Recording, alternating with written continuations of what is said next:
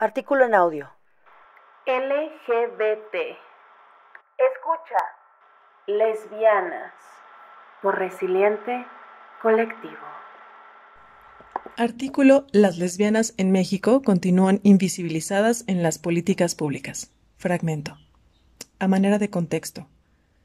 De acuerdo con Claudia Hinojosa, la palabra lesbiana aparece en el discurso público en México en 1975, durante la primera conferencia de la mujer realizada en nuestro país.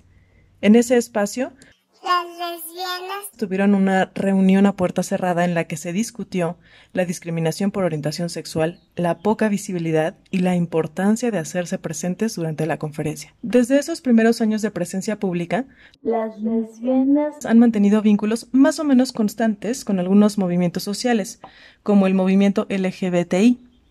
Debo mencionar, haciendo paréntesis, que ahora sería LGBTTIQ, porque recordemos que este artículo se escribió en el 2017. Bueno, continúo. Han mantenido vínculos con el movimiento feminista, el ecologista, el de estudiantes y los urbanos populares, aunque con fricciones siempre presentes. Es que cada comunidad pues tiene lo suyito, ¿verdad? Bien. Con el movimiento feminista, las tensiones se evidenciaron a finales de los 70, cuando las feministas heterosexuales emprendieron una campaña para constatar que ellas no eran lesbianas, con un claro sesgo lesbofóbico. Buscaban limpiar su imagen ante la opinión pública y legitimar su lucha, abandonando el lugar de la perversión y la anormalidad social que implicaba la lesbiandad. Qué curioso, porque ahora en el 2021 a lo mejor es una cuestión pandémica, pero algunas facciones feministas aseguran que su feminismo se va a legitimar solo con experiencias lésbicas. Qué curioso, ¿no? ¿Cómo cambia la vida? Bueno, sin embargo, con el paso de los años, las lesbianas feministas fueron ganando espacios e introduciendo nuevas reflexiones en el movimiento feminista, a la vez que encontraban un lugar donde reconocerse, aprender y comprender su realidad, como afirma Norma Mogrovejo en el 2012. La presencia de las lesbianas renovó el discurso feminista al recuperar la sexualidad, romper con el heterocentrismo y pensar las demandas para mujeres no solo en relaciones heterosexuales. Así comenzó a discutirse sobre heterosexualidad obligatoria, invisibilización por orientación sexual dentro del feminismo y acceso a la ciudadanía y justicia para las lesbianas. Bueno, voy a hacer otro paréntesis. Hay que considerar que ser lesbiana implica estar muy fuera del sistema, ¿no? Por el hecho esencial de no ser falocentrista, ¿sí se dan cuenta? En fin. Continúo. En los años subsecuentes, la organización en colectivos lesbofeministas continuó, con múltiples posturas y formas de acción como Lesbos, Oikabet y mujeres surgidas de un lesbianismo auténtico, con las siglas MULA. Para 1987 se realizaba en México el primer encuentro de lesbianas latinoamericanas y del Caribe. Unos meses después surgía la Coordinadora Nacional de Lesbianas Feministas y ya para 1991 se organizaba en Acapulco la 13ª Conferencia ILGA de la Asociación Internacional de Gays, Lesbianas, Bisexuales, Trans e Intersexuales. En los años siguientes, las lesbianas continuaron ampliando su participación política desde diversos ámbitos, ya sea formando colectivas, asociaciones civiles, antros, días lésbicos para bailar, en fin, o empleándose en organizaciones que promueven los derechos humanos. En la actualidad observamos que, a pesar de los logros alcanzados por los movimientos feministas y LGBTTIQ en la Ciudad de México, una ciudad que se reconoce a sí misma LGBTTIQ amigable, las lesbianas siguen siendo una de las 11 poblaciones más discriminadas. Si hablamos de derechos políticos, existen solo 2 legisladoras que se han reconocido abiertamente lesbianas y cuyas agendas se orientaron a la lucha contra la discriminación por orientación sexual e identidad de género. Creo que aquí, haciendo otro paréntesis, creo que estos datos han cambiado. Habría que revisarlo con la estadística actual. Continúo. Actualmente, en el 2017, En el servicio público se desconoce el dato sobre lesbianas en cargos públicos en todos los niveles. Repito que habría que corregir este dato. Siendo este un ejemplo de invisibilización. Voy a hacer otro paréntesis. Yo me pregunto en este momento, la preferencia sexual es una decisión privada, ¿no? Es un ejercicio privado.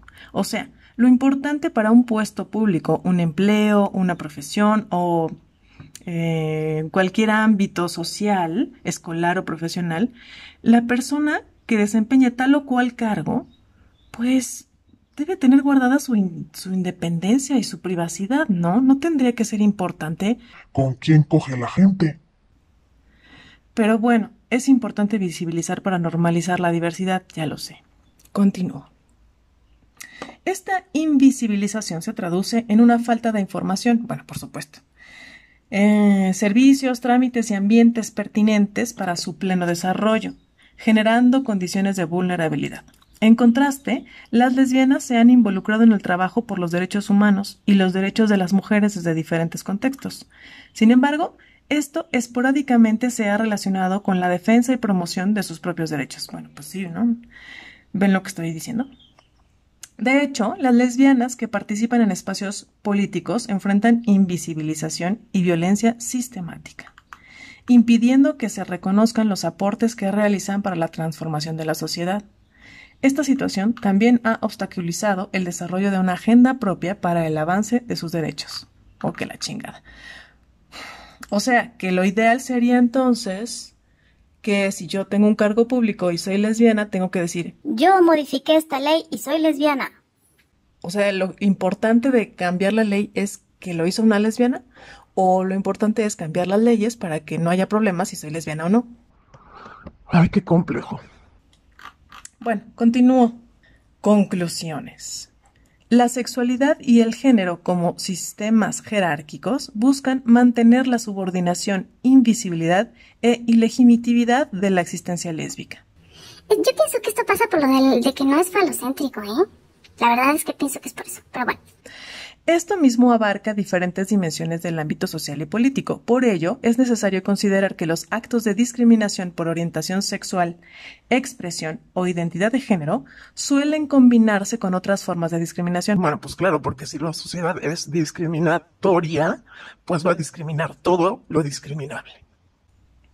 En el caso de las lesbianas y mujeres bisexuales, la mayoría de los actos discriminatorios en su contra están atravesados por su condición como mujeres, a la par de ser lesbianas o bisexuales. Ay, no, qué chinga, ¿no?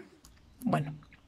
Además, esta estructura jerárquica, en el caso de las defensoras de derechos humanos lesbianas, se ve traducido en la invisibilización constante de las necesidades específicas en los espacios feministas y LGBTTIQ, y al mismo tiempo en las dificultades de la sostenibilidad de las organizaciones lésbicas y la articulación y seguimiento de una agenda colectiva para la transformación del Estado y sus instituciones, en tanto no se pueda contar con una infraestructura que dé sostén a sus demandas y trabajo constante como sociedad civil organizada e interlocutora ciudadana.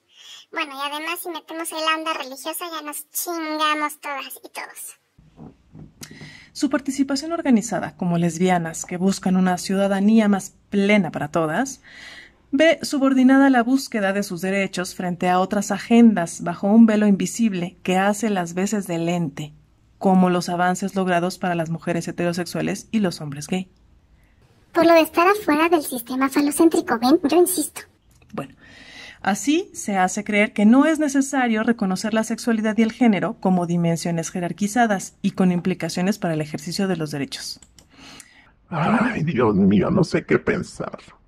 Todo esto se traduce en la inexistencia de parámetros para plantear enfoques integrales contra la violencia y en la falta de espacios que permitan a las lesbianas elaborar un discurso propio, donde ellas reconozcan y elaboren propuestas de cambio. El Comal de Incidencia procuró recoger la voz de las lesbianas para orientar los principios básicos para la posterior generación de acciones y políticas públicas requeridas para garantizar los derechos en cuanto al acceso a servicios públicos libres de discriminación. Como que el lenguaje así político es bastante complejo, ¿no? Bueno, Estamos ante la demanda por los derechos de las lesbianas y mujeres bisexuales en un esquema donde es necesario que el gobierno, a nivel federal y local, tome las medidas necesarias para asegurar que la orientación sexual o identidad de género no puedan ser bajo ninguna circunstancia la base para la discriminación o restricción de ningún derecho, asegurándose de investigar y registrar las violaciones a los derechos de las lesbianas y mujeres bisexuales y el consecuente acceso a la justicia. Se ha de tomar en cuenta, a su vez, la protección adecuada para las defensoras de derechos humanos, activistas lesbianas, procurando eliminar los obstáculos estructurales y económicos que impiden sostenerse en el tiempo y llevar adelante su trabajo.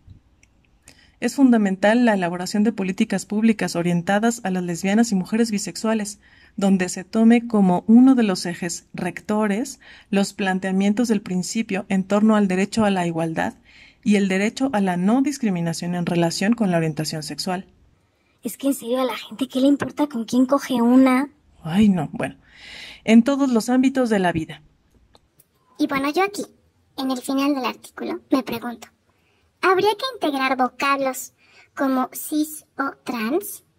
¿Qué hay de las mujeres trans lesbianas o las mujeres cis, que todavía no se definen?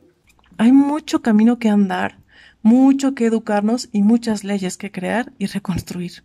Pienso yo, como mujer.